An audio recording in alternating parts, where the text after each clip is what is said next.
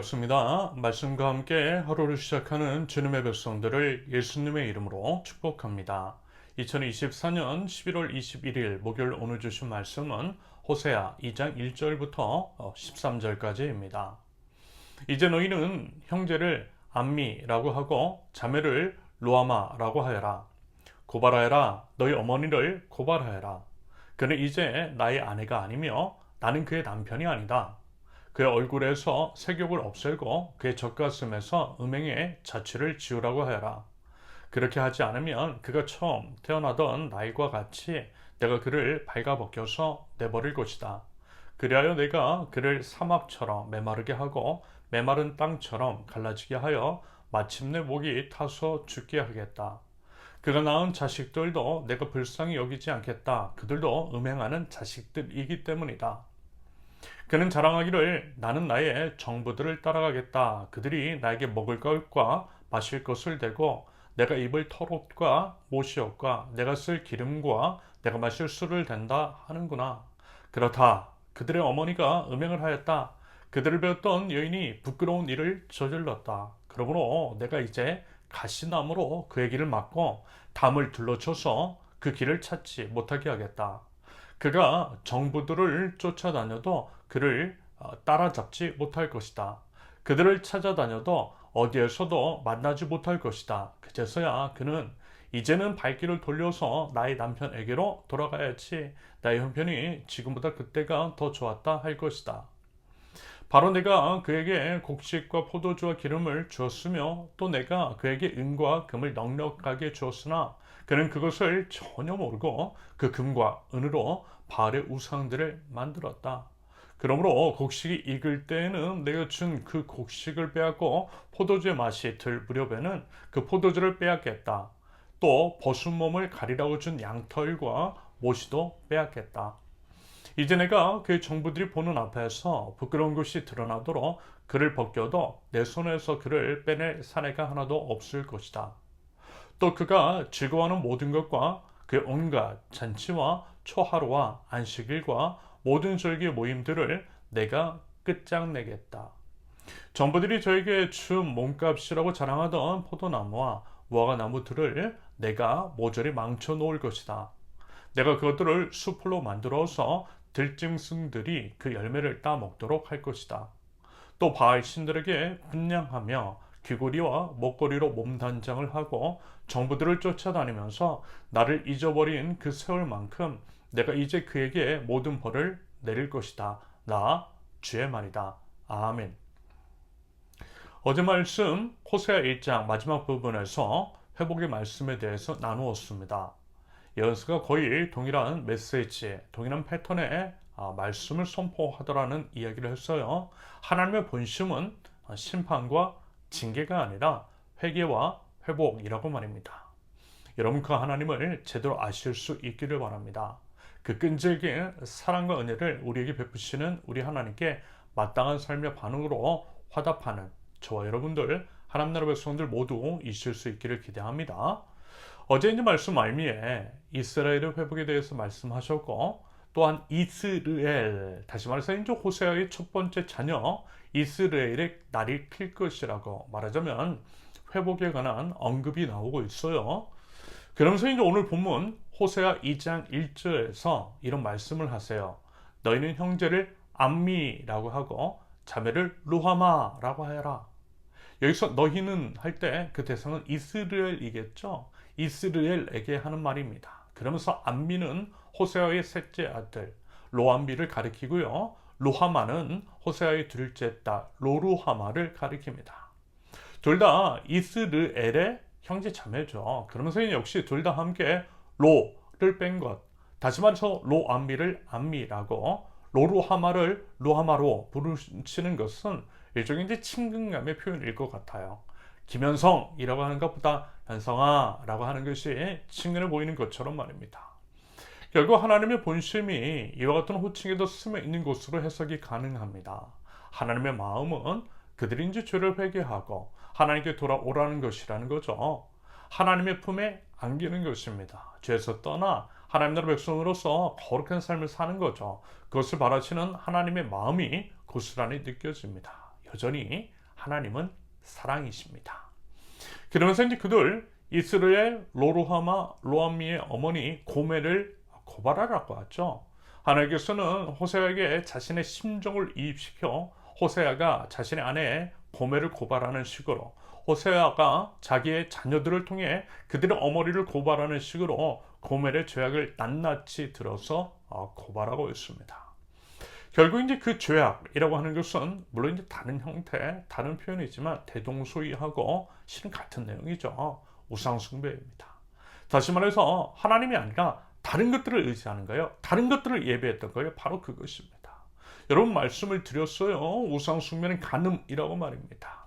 마치 육체적으로 간음을 하는 것, 남편이나 아내가 바람을 피우는 것 같다라고 그랬습니다. 하나님은 남편이시고 이스라엘은 아내죠. 예수님은 신랑이시고 우리는 신부입니다.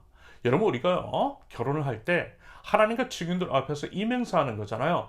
나는 옆에 서 있는 배우자와의 정절을 지키겠습니다. 바람 피우지 않겠습니다. 배우자 외에 다른 자들과 성관계를 맺지 않겠습니다. 마찬가지로요, 영적 결혼식이라고 할 수 있는 세례식 혹은 침례식에서 이 맹세를 하는 거예요. 나는 주님과의 정절을 지키겠습니다. 바람피지 않겠습니다. 하나님 외에 다른 것들을 예배하지 않겠습니다. 그런데요, 이 맹세를 어기고 바람을 피우는 것, 이것이 죄이고 배우자의 불같은 진노를 일으키는 것이며, 남편이신 하나님께서 하나님께 가장 큰 죄악을 저지르는 것입니다. 말하자면 그 얘기하고 있는 거죠. 이스라엘이 어떤 식으로 바람을 피웠는지, 그래서 이제 그 결과 그 심판이 얼마나 무섭고 참혹한지를 말씀합니다. 그러면서요, 이게 참 무서워요. 그 죄악의 이제 결과가 자기 자신에게만 머물지 않더라는 것. 사절의 이제 표현처럼 고멜의 자식들도 불쌍히 여기지 않겠다라고 하는 그 이야기. 여러분 그만큼요, 그리고 이제 죄의 전염성이 무섭다라는 것입니다. 죄로 인해 죄를 저지른 당사자 그 한 사람뿐만이 아니라 주변 사람들까지 다 무너뜨릴 수 있다라는 거죠. 우리가 이제 죄악을 결코 경홀히 여겨서는 안 되는 이유일 것입니다. 여러분 부디요 죄의 무서움을 알아 하나님 앞에 정절을 지키고 하나님의 명예를 지킬 줄 아는 하나님 나라 백성들, 정결한 신부 저와 여러분들이 있을 수 있기를 바랍니다. 한편 우리가 이제 소유하고 누리고 있는 모든 것들은 하나님으로부터 말미암는 것입니다. 하나님께서 주신 거예요. 사람이 아니라는 것입니다. 온 우주의 왕이시고 창조주이신 하나님께서 우리에게 주신 거예요. 그런데요, 우상 숭배자들, 죄악에 빠진 자들은 어떻죠? 우상이 줬다고, 사람이 줬다고 착각해요. 그래서 그런 것들을 예배합니다. 그리고 그것들을 의지해요. 그리고 더 많이 예배하면 더 많은 그것들이 또 줄 것이라고, 줄 수 있을 것이라고, 얻을 수 있을 것이라고 착각을 합니다. 물론 하나님께서는 그것을 악하게 여기시고 그들을 막아서요, 7절의 기록처럼 그렇게 하지 못하도록 하십니다. 그래서 잠시 주님께 돌아가기도 하죠. 주님께 있었을 때가 좋았다라고 잠깐 정신을 차리는 듯한 모습을 보여요. 하지만 또다시 이제 반복해서 영적인 간음을 저지르고 하나님을 떠나갑니다. 그래서 어떻게 해요?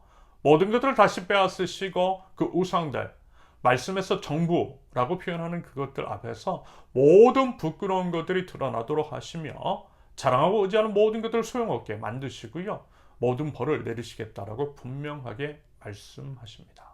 그만큼요 하나님께서 이제 화가 단단히 나셨다라는 것입니다. 여러분 이런 것을 한번 생각해 보십시오. 보통 이제 드라마나 사건 반장 같은 곳에서 있음직한 이야기, 혹은 우리 주변에서도 아주 가끔 볼 수 있는 안타까운 일이 아닐까 싶은데요. 배우자가 바람을 피웁니다. 돈 벌었다 주는 족족 상간남이나 상간녀에게 가져다 바쳐요. 그들이 이제 자신의 인생을 책임져 줄 것이라고 여기는 듯 그들에게 이제 목을 매달아요. 내 배우자가 그런다라고 치자고요. 그런 배우자에게 그 같은 짓을 못하게 계속 막고 잡아다가 타이르기도 하고 설득도 하고 정말 이래저래 여러 방법들을 사용하고 갖은 노력을 기울이지만 정신을 못 차려요. 틈만 있으면 상대에게 나갑니다. 낮에도 나가고 새벽에도 나가요. 여러분 그러면요, 여러분 우리 마음이 어떻겠습니까? 당연히 화가 나고 진노하고 마음이 너덜너덜해졌겠죠. 하나님의 마음이 그러시더라는 것입니다. 그리고 이제 배우자가 먹고 사는 것, 입고 좋은 집에서 사는 것, 결국 내가 뼈 빠지게 일해서 벌어다 줬기 때문이잖아요. 이처럼 발이 아니라 하나님께서 풍요롭게 베풀어 주신 것인데 발을 찾아가니 하나님의 마음이 어떠시겠느냐라는 것입니다. 그래서 하나님은 이런 말씀도 하세요. 12절에서 표현하고 있듯이 땅에서 나는 소산물, 포도나무와 무화과나무를 모두 망쳐놓을 것이라고 말입니다. 우리로 치면 월급 안 가져다 주고 카드 막아버린다라는 것입니다. 누가 돈 벌어서 먹고 사는지, 누구 때문에 돈 벌어서 먹고 사는지 똑똑하게 알게 해주겠다라는 거죠. 여러분, 우리요 분명하게 기억하면 좋겠어요. 우리 남편, 우리 이제 신랑이신 주님으로부터 모든 것들이 말미암았으며 주님 안에서만 우리가 이제 참 자유와 참 기쁨과 참 풍요로움을 경험할 수 있다라는 것을 말입니다. 우리 인간 사회 안에서도 바람 피는 것에 이제 최후는 비참하잖아요. 주변에서든 드라마나 영화에서든 다들 보셨을 것입니다. 결코 행복할 수 없어요. 비참한 결말을 맞이하게 됩니다. 하물며 사람 사이에서의 관계도 그러한데요. 하나님과의 관계에 있어서는 여러분 어떻겠습니까? 하나님은요 온 우주의 왕이십니다.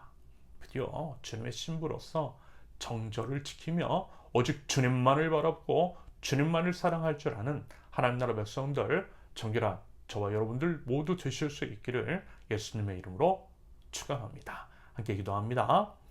저희 죄악을 돌이켜 주님께 돌아갑니다. 주님만을 바라보고 주님만을 예배합니다. 남편이신 하나님 앞에 정절을 지키고 정결한 신부로서 주님만을 사랑하는 저희들, 하나님만을 기쁘시게 하는 정결한 신부 되게 없어서.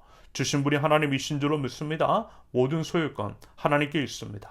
악을 분별할 줄 아는 지혜를 허락하여 주시고 모든 순간순간에 하나님께로 돌아갈 줄 아는 믿음의 백성 저희들 될 수 있도록 하나님 저희의 마음과 생각을 인도하여 주시옵소서. 예수님의 이름으로 기도합니다. 아멘. 하나님께서 오늘 주신 말씀과 각자의 기도 제목을 넣고 우리 잠시 기도합니다.